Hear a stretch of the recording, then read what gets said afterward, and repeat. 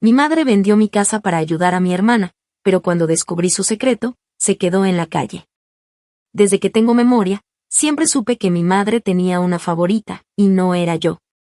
Mi hermana menor, Elena, era la niña de sus ojos, la princesa intocable que todo lo obtenía sin mover un solo dedo. Mientras yo crecía bajo la sombra de sus caprichos y exigencias, ella vivía en un mundo donde nunca había consecuencias, donde todo lo que deseaba le era dado sin esfuerzo alguno. No importaba lo que hiciera, mi madre siempre encontraba la manera de justificar sus errores, de excusar sus irresponsabilidades y de asegurarse de que el mundo entero girara en torno a sus necesidades. Por otro lado, yo fui el hijo independiente, el que aprendió a sobrevivir sin esperar nada de nadie. Desde los 15 años tuve que empezar a trabajar para costear mis propios gastos porque, según mi madre, yo ya estaba lo suficientemente grande como para valerme por mí mismo. Mientras Elena recibía dinero, ropa nueva y apoyo en todo lo que necesitaba, yo tenía que ahorrar cada centavo si quería algo para mí. Con el tiempo, me acostumbré a esa dinámica. Me convertí en alguien autosuficiente, alguien que no pedía favores ni esperaba ayuda. Aprendí a trabajar duro, a esforzarme y a luchar por mis propias metas sin depender de nadie.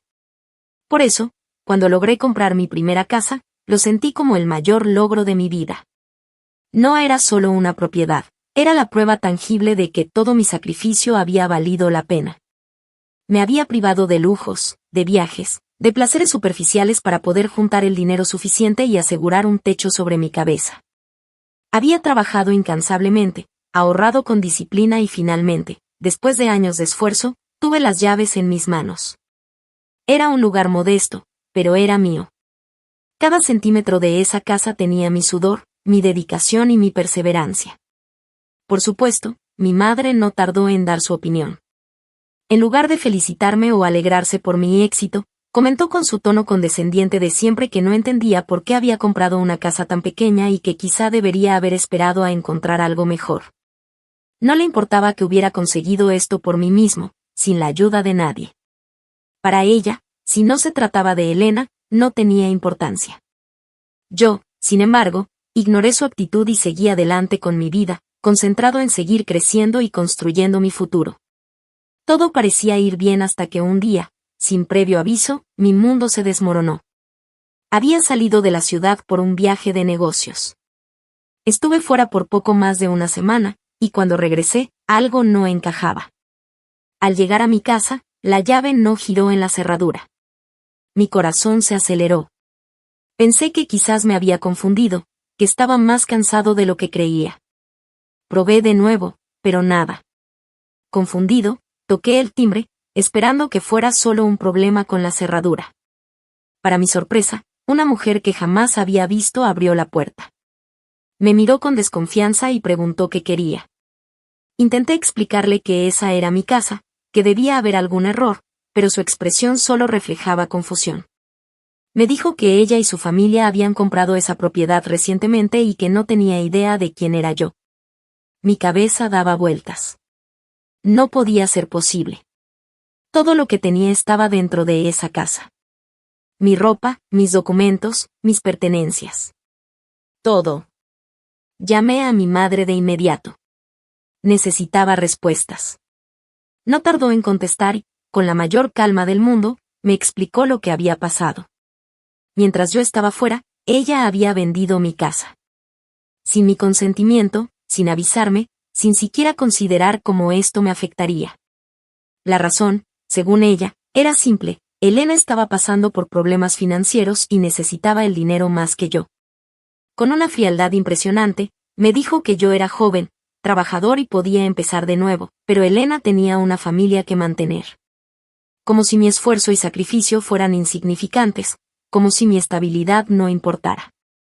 El shock me paralizó. No podía comprender cómo alguien podía ser tan descarado, tan cruel. Me sentí traicionado en lo más profundo. No solo había perdido mi hogar, sino que la persona que debía protegerme y apoyarme había sido la responsable de arrebatármelo todo. Intenté razonar con ella, pero fue inútil. Para mi madre, lo que había hecho era perfectamente justificado. No mostraba ningún remordimiento, ninguna culpa. Solo repetía las mismas excusas. Era por el bien de la familia, tu hermana lo necesitaba más, tú puedes recuperarte.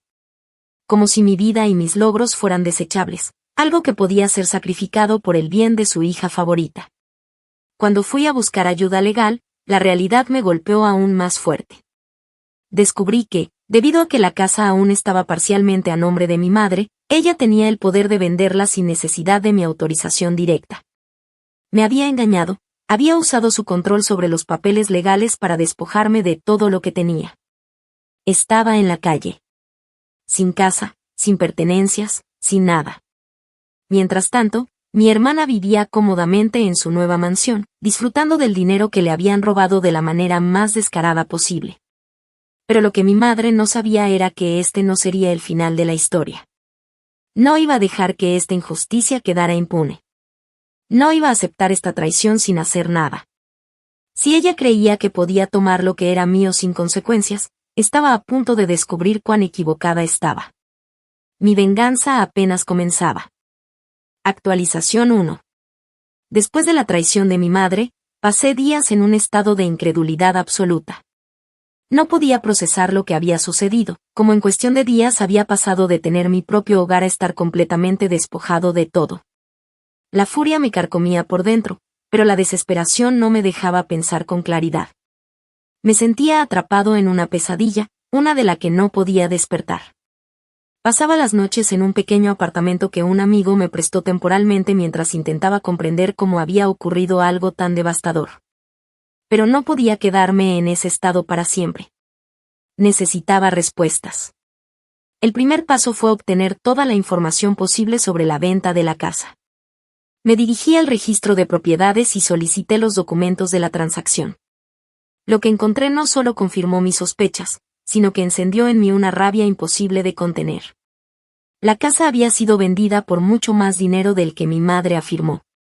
Ella me había dicho que la cantidad obtenida apenas alcanzaba para ayudar a mi hermana con sus deudas y comprarle una casa nueva, pero los papeles contaban una historia completamente diferente. La venta había sido por una suma considerablemente mayor, casi el doble de lo que ella afirmó. Eso significaba que una gran parte del dinero no había ido a mi hermana, sino que mi madre se lo había quedado para sí misma. Ese descubrimiento lo cambió todo. No solo me había arrebatado mi casa, sino que además me había mentido descaradamente. Se había aprovechado de su acceso a los documentos para hacer lo que quisiera sin pensar en las consecuencias. Mi indignación alcanzó un punto irreconocible. No solo estaba lidiando con la injusticia de haber perdido mi hogar, sino con la humillación de haber sido visto como una simple herramienta para que ellas se beneficiaran a mi costa. No podía dejar esto así. No iba a permitir que saliera impune de esto. La confrontación era inevitable. Me dirigí a la casa de mi madre con la intención de exigirle explicaciones. Cuando llegué, la encontré en su sofá, relajada, como si no hubiera arruinado mi vida apenas días atrás. Su actitud altanera se reflejaba en su expresión mientras me miraba con desinterés. Intenté mantener la calma mientras le exigía saber qué había hecho con el resto del dinero. Por un momento, pareció dudar, pero rápidamente recuperó su compostura y se encogió de hombros.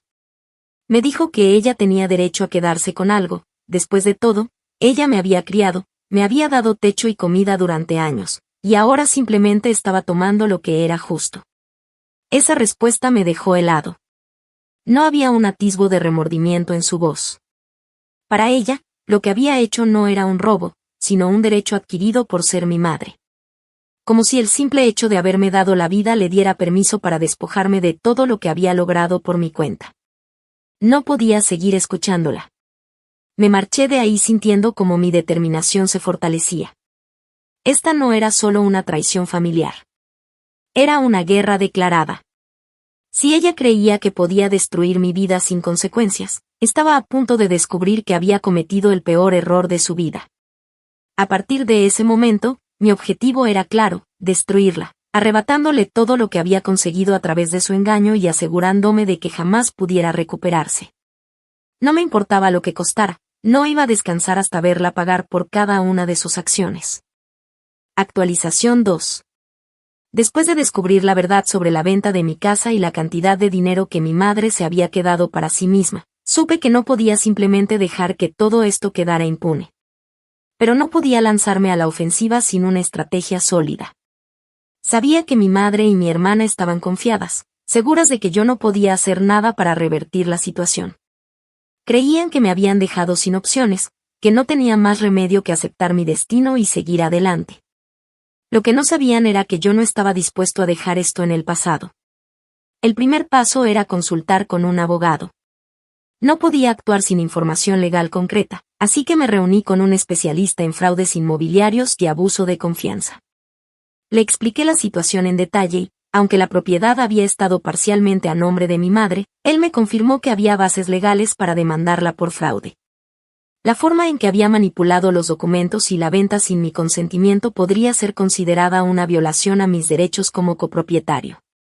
Además, gracias a mi investigación, tenía pruebas de que había mentido sobre el monto total de la venta y que había ocultado una gran parte del dinero. Esa era la clave para desestabilizarla.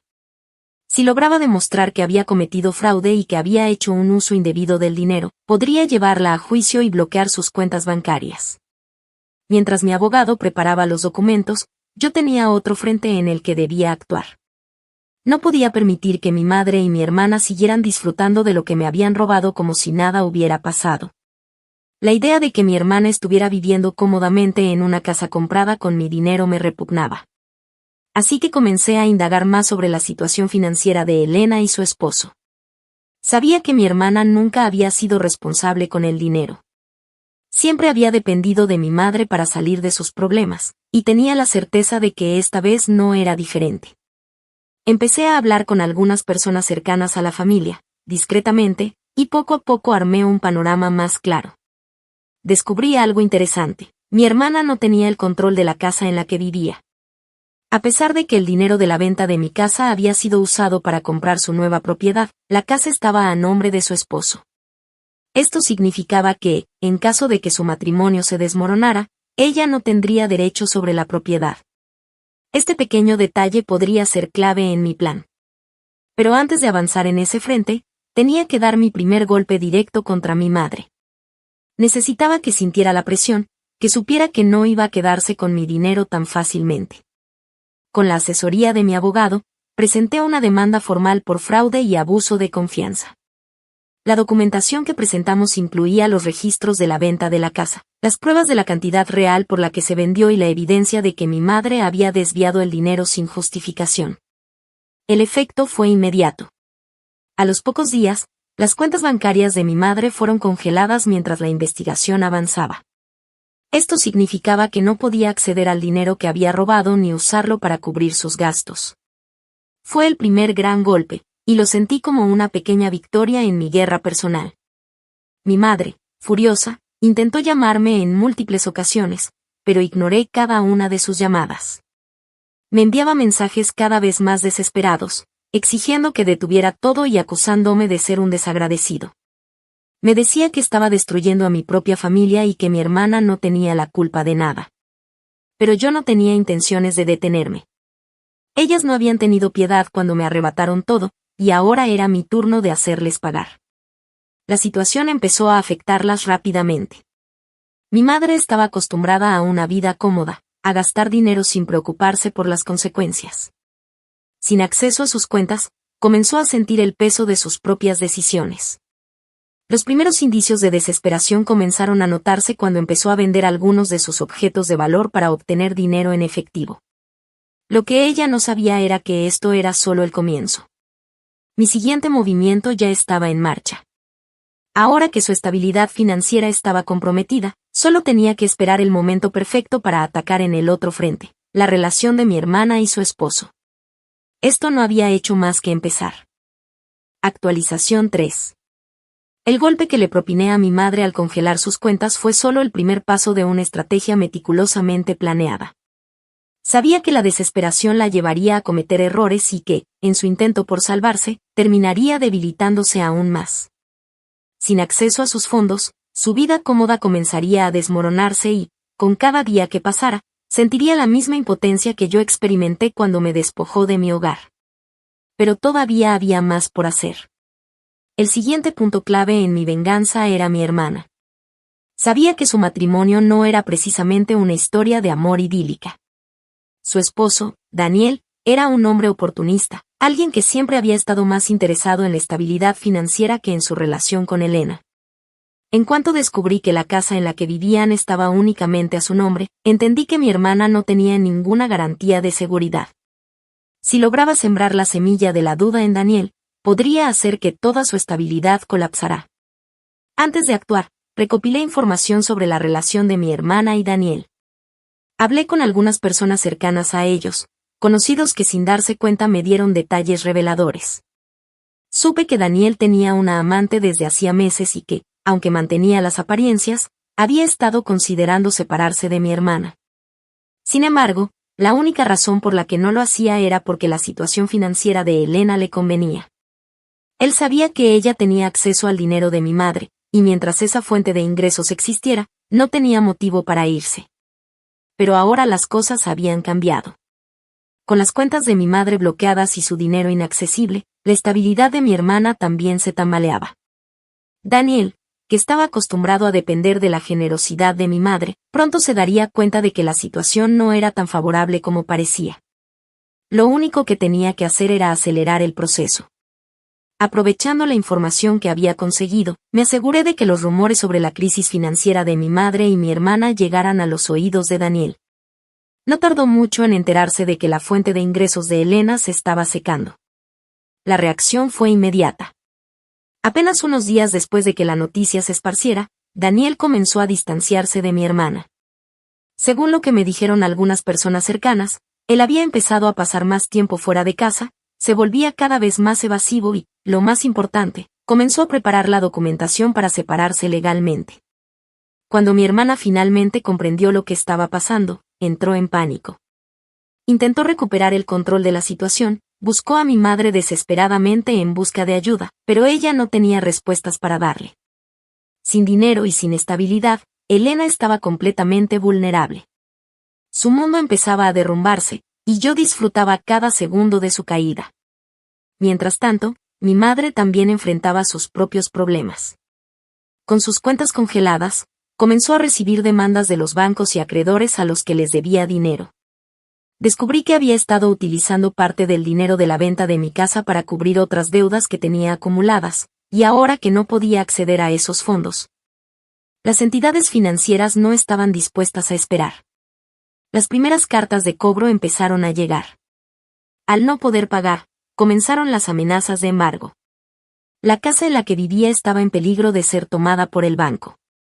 Y lo mejor de todo es que, como había sido adquirida con dinero obtenido fraudulentamente, mi abogado estaba trabajando en una orden para reclamarla como parte del proceso legal en su contra. Todo estaba saliendo según lo planeado. Ahora, mi madre estaba atrapada en una espiral de problemas que ella misma había provocado. Mi hermana estaba al borde de perder todo lo que creía asegurado y su esposo, que antes la había visto como una fuente de estabilidad, ahora la veía como una carga que no estaba dispuesto a soportar. Actualización 4. La situación de mi madre y mi hermana se deterioraba rápidamente. La primera fase de mi venganza había surtido efecto. El dinero estaba bloqueado, los bancos presionaban a mi madre con notificaciones de cobro y mi hermana enfrentaba el hecho de que su esposo estaba a punto de abandonarla. Pero aún no era suficiente. Todavía quedaban fichas por mover antes de dar el golpe final. Mi madre estaba desesperada. Sabía que los bancos no iban a esperar para cobrar, y con cada día que pasaba, las cartas de advertencia y amenazas de embargo se acumulaban. Sus intentos por recuperar el acceso a sus cuentas fueron en vano, y en su desesperación, comenzó a vender sus pertenencias. Joyas, muebles de lujo, artefactos electrónicos, todo lo que una vez representó su vida cómoda ahora era subastado a precios ridículamente bajos solo para conseguir algo de efectivo. Pero lo que más me satisfizo fue ver cómo su círculo social comenzó a desmoronarse. Siempre había sido una persona que se rodeaba de gente por conveniencia. Sus amigos eran personas que la admiraban por su aparente éxito y estilo de vida.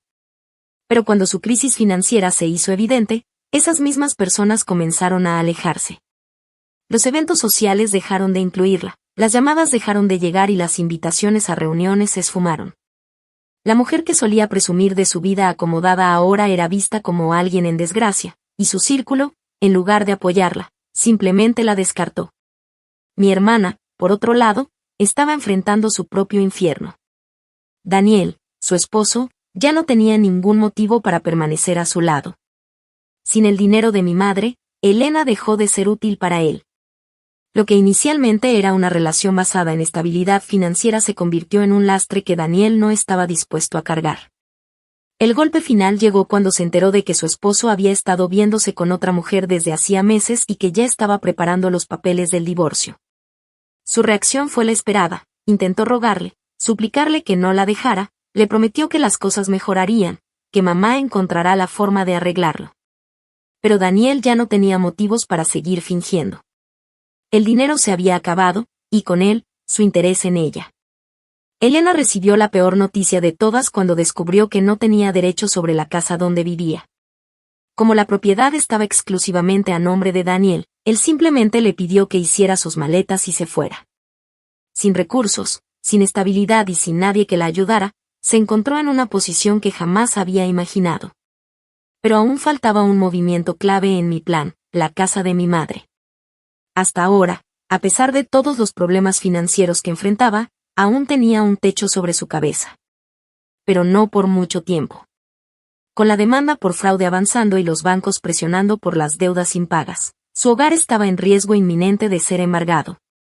Mi madre intentó de todo para evitarlo. Buscó préstamos con conocidos, intentó negociar con los bancos, incluso trató de manipular a otros familiares para que la ayudaran, pero el daño ya estaba hecho. Sin dinero, sin recursos y con las instituciones legales encima, la posibilidad de perder su casa se volvió una certeza.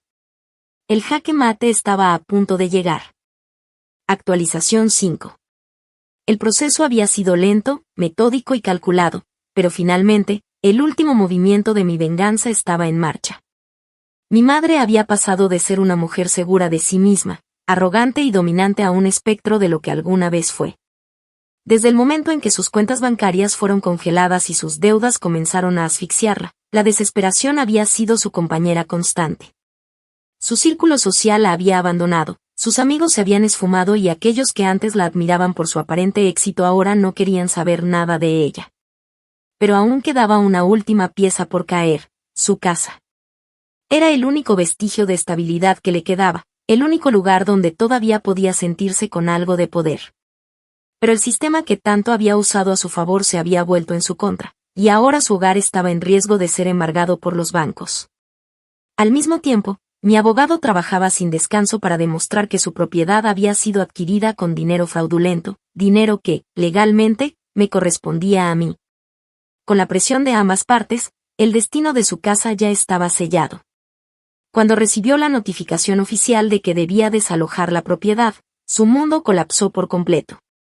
No había escapatoria, no quedaban recursos ocultos ni favores por cobrar. Durante años, mi madre había construido una vida basada en el abuso, en el favoritismo y en la manipulación, pero ahora se encontraba en el punto más bajo de su existencia. Los intentos desesperados por detener lo inevitable fueron casi patéticos. Buscó ayuda de otros familiares, suplicó a amigos que le prestaran dinero, incluso intentó contactar a antiguos conocidos con los que alguna vez tuvo negocios. Pero nadie estaba dispuesto a involucrarse. Cuando el dinero desaparece, también lo hacen las falsas lealtades. Y así llegó el día. El desalojo fue programado para la mañana. Sabía que mi madre intentaría resistirse, que de alguna manera seguiría convencida de que aún tenía poder sobre la situación. Pero esta vez, no había nadie que pudiera salvarla. Me aseguré de estar presente a una distancia prudente, no porque quisiera ayudarla, sino porque quería ver el final con mis propios ojos. Los oficiales llegaron a su casa con la documentación en mano. Le dieron el tiempo necesario para sacar sus pertenencias, pero no había mucho que pudiera llevarse. La mayoría de los muebles y objetos de valor ya los había vendido en su desesperación por conseguir dinero. Lo único que quedaba eran las obras de una vida que se desmoronó por su propia avaricia. La escena fue incluso más satisfactoria de lo que había imaginado. La mujer que me había tratado como si fuera menos que nada, que me había dicho que yo podía empezar de nuevo mientras me arrebataba mi hogar, ahora se encontraba de pie en la calle, con sus pocas pertenencias en bolsas de basura. Sin un lugar a dónde ir. Intentó llamar a varios contactos, pero nadie contestó. En su cara se reflejaba la amarga comprensión de que estaba completamente sola. Y ahí fue cuando finalmente me vio. Por un instante, su expresión cambió. Pasó de la ira a la súplica en cuestión de segundos. Quiso acercarse, hablar, pero antes de que pudiera decir algo, simplemente la miré con la misma indiferencia con la que ella me había tratado cuando destruyó mi vida. No dije nada. No era necesario. Mi silencio fue la respuesta más poderosa que podía darle. Se quedó allí, en la calle, mirando como todo lo que alguna vez tuvo desaparecía ante sus ojos. Ese fue el verdadero castigo. No necesitaba gritarle, no necesitaba insultarla ni recordarle lo que había hecho. La simple realidad de su nueva existencia era suficiente. Mi hermana, por su parte, tampoco estaba mejor. Sin hogar, sin dinero y sin su esposo, que la había abandonado sin siquiera molestarse en suavizar la caída, estaba reducida a la nada. En su arrogancia, nunca imaginó que la vida podía darle la espalda de la misma forma en que ella lo había hecho con los demás. Intentó quedarse en la casa de algunos conocidos, pero nadie estaba dispuesto a soportar su actitud por mucho tiempo. El favor de unos días pronto se convirtió en rechazo. La última vez que supe de ellas, ambas estaban deambulando entre casas temporales, dependiendo de la caridad de otros, viviendo de préstamos que nunca podrían pagar. La reina y la princesa habían perdido su trono. Y yo, por primera vez en mucho tiempo, sentí la verdadera satisfacción de la justicia. Pero aún faltaba una última actualización, porque mi historia no terminaba con su ruina. Mi verdadera victoria estaba apenas comenzando. Actualización 6. Los días posteriores a la caída de mi madre y mi hermana fueron extrañamente tranquilos. Después de tanto tiempo de caos, de traición y de lucha, finalmente todo había terminado. La mujer que creyó que podía robarme mi hogar y salirse con la suya había terminado en la calle, sin dinero, sin amigos, sin opciones. Su hija favorita, la que siempre lo recibió todo sin esfuerzo, había perdido su posición de princesa mimada y ahora conocía la amarga realidad de la vida sin privilegios. ¿Y yo? Yo estaba exactamente donde debía estar, de pie, más fuerte que nunca, con mi vida reconstruida y completamente libre de ellas. Con la compensación económica que obtuve tras ganar la demanda por fraude, logré comprar una nueva casa. Esta vez, a mi nombre y solo a mi nombre. La sensación de sostener las llaves y abrir la puerta de mi propio hogar nuevamente fue indescriptible.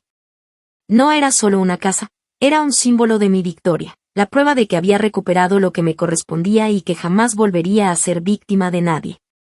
El proceso de mudanza fue diferente esta vez. No hubo miedo, no hubo incertidumbre. Solo hubo una sensación de satisfacción absoluta. Cada mueble que acomodaba en su lugar, cada objeto que llevaba a mi nuevo espacio, era una declaración silenciosa de que había ganado, de que todo lo que hicieron para destruirme no solo falló, sino que las llevó a su propia ruina. Mientras tanto, la vida de mi madre y mi hermana había descendido a un nivel de miseria del que jamás imaginé verlas. La ironía era exquisita. La mujer que me decía que yo podía empezar de nuevo ahora se enfrentaba a la realidad de tener que hacerlo ella misma, pero sin las herramientas, la juventud ni la fuerza para lograrlo. Mi madre terminó dependiendo de ayudas temporales. Se movía de casa en casa, quedándose con familiares que apenas la soportaban unos días antes de buscar la manera de sacársela de encima. La imagen de la mujer fuerte y controladora que alguna vez fue estaba destruida. Nadie la respetaba, nadie la admiraba. Se había convertido en una carga, en una persona incómoda a la que todos evitaban. Mi hermana, por otro lado, intentó recuperar su antiguo estilo de vida, pero descubrió demasiado tarde que sin los recursos de mi madre no era absolutamente nadie. Sin casa, sin dinero y sin contactos útiles, intentó conseguir trabajo, pero no estaba acostumbrada a la disciplina ni al esfuerzo. Pasó por una serie de empleos temporales que nunca pudo mantener por su actitud arrogante y su falta de responsabilidad. El desenlace más poético llegó cuando supe que ambas, después de agotar todas sus opciones, terminaron en un refugio temporal para personas sin hogar. Las mismas mujeres que vivieron en el lujo sin esfuerzo, que me despreciaron y me robaron, ahora dependían de la caridad de extraños para poder comer y dormir bajo un techo. La justicia, en este caso, no solo llegó. Fue implacable. ¿Y yo? Yo no volví a pensar en ellas.